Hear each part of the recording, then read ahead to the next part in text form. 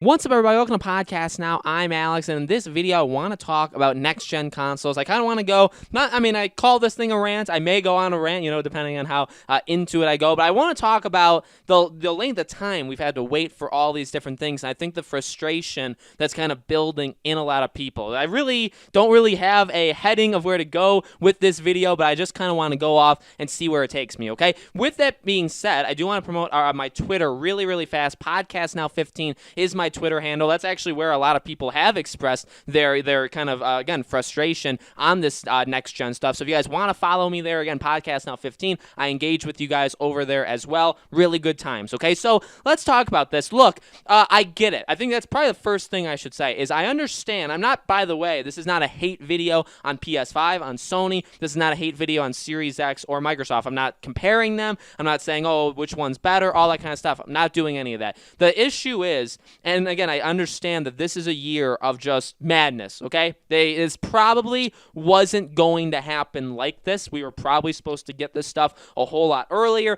just because of the way that, the world has worked. It's been pushed. And one of the main reasons, by the way, to kind of maybe even clarify and help people see, even help myself, remember, is one of the things I've seen online, okay? Now, I'm no insider, but I do see different people that are insiders, and one of the main things I've seen is that one of the reasons why they're not talking about price and pre-orders and stuff like that is because they're still kind of unsure of how that's going to work, of how the launch day is going to happen, how many units they're even going to have ready for launch day. Obviously, they're both very willing, Sony and Microsoft, to beat each other in terms of the release and also beat each other in terms of price. Now, I've said over and over again, I'm a PlayStation guy. We can be fully transparent, okay? I play PlayStation. I have an Xbox One. I have both. Actually, I have all three. I have the Nintendo Switch. I'm getting a PS5. I'll get the Series X next year, okay? No problems there. And with all that even being said, I'll even go pro Microsoft here and say, look, Microsoft Series X is going to be cheaper. I mean, I really just don't think there's any way PlayStation is going to come lower. So when I think of this whole competition that's going on, I really kind of get tired of it really quickly because it's like, I get that they want to fight each other. I get that obviously releasing first. I mean, I've said before, I don't even think releasing first is that big of a deal. I really don't. As long as you get out before Black Friday, it doesn't really matter. Price is probably way more important. And price-wise, yes, Sony can lower it maybe $50, maybe $75. But if the Series X is $400, and Xbox Lockhart, or the Series, whatever they want to call it, if the digital version is $300, there's no way the PS5 can match that. The PS5 is probably $500, and the PS5 digital is probably $400. So there's just really no way you can compete in that way. The digital obviously would match, but the main version just would not match it, okay? So there's really no way you can compete. It is frustrating. We're into September, and look, I'm an adult. I would call myself an adult. I know a lot of people maybe are teenagers, maybe late teenagers, some even maybe early teenagers. But a thing really to think about across the board is like, this is money. And I even saw Ryan McCaffrey of IGN even say this a few days ago, where it's like, again, we're into September. These things launch in 2 months, in like 8 to 10 weeks, maybe even earlier, right? They release very soon, and we don't know how much they cost. We can guess. We can kind of plan, okay? But at the end of the day, that's a lot of money. A lot of people have lost their jobs. And again, maybe if you're a teenager, maybe your parents lost their jobs. How are you going to get the console? Okay, so like thinking about it in like a world view, I understand the thing that hit the world has made it tough for these consoles to do anything, to announce stuff, to be sure that they're going to even have available units at launch, right, where as many people as possible are going to get. There's also that issue, right, that not everybody who even pre-orders it may be guaranteed to get it, which we've heard rumors of, and we'll have to see if that ends up happening. But like, you have all that, and then you still have the fact that these are expensive things. Even the games, like, we don't know when Miles Morales is coming out because we don't know about the console. We don't know about any of these exclusives for these consoles because we don't know when the console comes out. You even look at like they're even affecting other consoles too, because you look at Resident Evil, which we know Resident Evil 8 or Resident Evil Village, it's going to have VR support, but it very much sounds like there's a PSVR 2. So talking more about Sony here,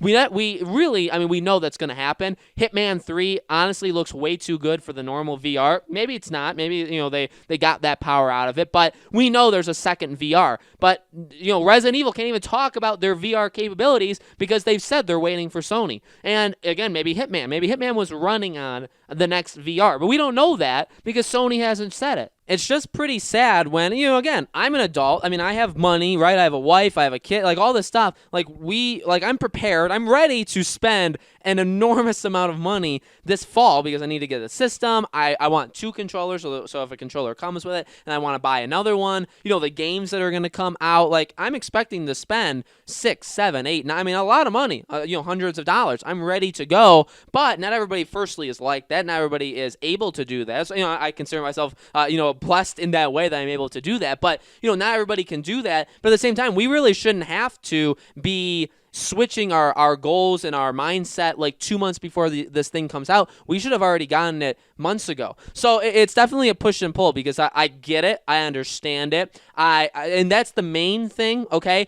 But even if, I don't know. I don't know what that necessarily fully impacts because I still go back to, look, the release date, you're only going to release it one of 4 to 5 days, okay? I mean, you only have so many Tuesdays and Fridays you can release something on, and you're not going to do it after Black Friday. You know what I mean? So you kind of boxed yourself into a certain amount of days. So you only have 4, 5, 6 different days you can do it. It's not going to be the biggest deal if one releases a week, and I will say that. And you could say, if people that call me a Sony fanboy, if PlayStation 5 releases a week early, I hope and I should say in the video when I cover that it really doesn't matter all that much. Maybe, it's going to give them a slight head start, okay? And people are obviously, PlayStation is going to outsell Xbox, or Xbox would outsell PlayStation in that first week, mainly because the other system isn't out yet. But again, at the end of the day, as long as you're out before Black Friday, you're going to sell, I think, the majority of your stuff, okay? Now, you could also, I guess you could say, too, pre-orders are very important, right? Because there's going to be a lot of people that pre-order these things. And again, if you're going to get one,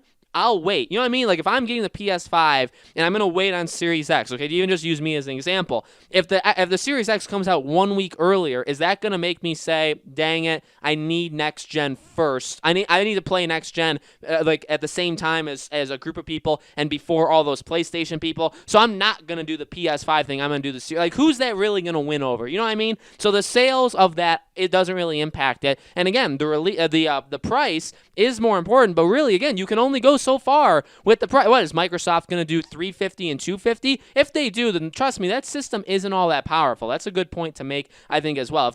Unless they're taking enormous losses with that system, or the system just isn't going to sell at all, that's a very low price for a system that's supposed to be the most powerful thing in the world. You know what I mean? And again, that's not a shot at Microsoft. All I'm saying is, the price, yeah, that also impacts it, but they can only go so low to compete with each other. Just give it to us. You know what I mean? It's been a weird year. Sony literally announced the DualSense just on a random Tuesday afternoon. They've done different drops. Microsoft has done different drops. None of this is normal. We have them still competing and having the state of plays or the Xbox game showcases where they still don't tell us anything about the release date. At this time, back when the PS4 was releasing that year, 2013, we had what the PS4 was going to look like when you booted it up. We don't know what it's going to look like. We've had mock, creations. People have made creations of what they're going to look like. In fact, I think Microsoft, they've kind of shown us through pictures. I mean, we haven't had videos. We haven't seen what it's going to look like, but back then we did. So, I mean, we're seeing all sorts of things be pushed literally to the last minute. I don't think, again, that they're not confident, that they're trying to hide it. You know what I mean? It's not like a game review, how when games make the embargo for the game review go up the day the game goes up so that people don't see the reviews before they buy the game because maybe they know the game's not going to do good. It's not like that. They know it's not like the system's going to be pure trash, right? They know that the system's solid, but it's obviously for a completely different reason. It is annoying. It's not something that keeps me up at night, I'll say that, but here we are, September, whatever day you guys are seeing this, September 3rd, and maybe we have a PS5 event next week, but the rumor is that they may not even talk about the price or release date again, that they may still end up waiting. So I don't know how you do. How do you do pre-orders a month before the system comes out, right? I mean, it's honestly, in that way, it's a joke. Again, it doesn't keep me up, but it's just something that really shouldn't have gotten to this point. In 8 weeks, 8, 9, 10 weeks, the people that are going to be buying these are going to be dropping anywhere between $300 if you buy maybe the digital Xbox, okay? But that's the low end. And obviously, you're going to get games, you're going to get controllers. I mean, we're going to probably be spending $400 to $800 within like 8 weeks. Some of us, maybe some more, some less. But that's a lot of money to drop in 8 weeks when we really don't even know all that much about it. You know what I mean? It's just a really weird situation. So, guys, let me know in the comments below. I know this was kind of a weird video, but I just kind of wanted to have this discussion. Let me know what your thoughts are in the comments below. What's your price predictions? What are your release date predictions? All that stuff. Let me know. As always, make sure you guys are subscribed to this YouTube channel, Podcast Now. Hit the bell icon so you guys know when all these videos go up. And follow me on Twitter, like I said earlier, if you guys haven't already. Podcast Now 15 is my Twitter handle. The link for that's also in the description below. Thank you guys for watching, and I'll see you all on the next video.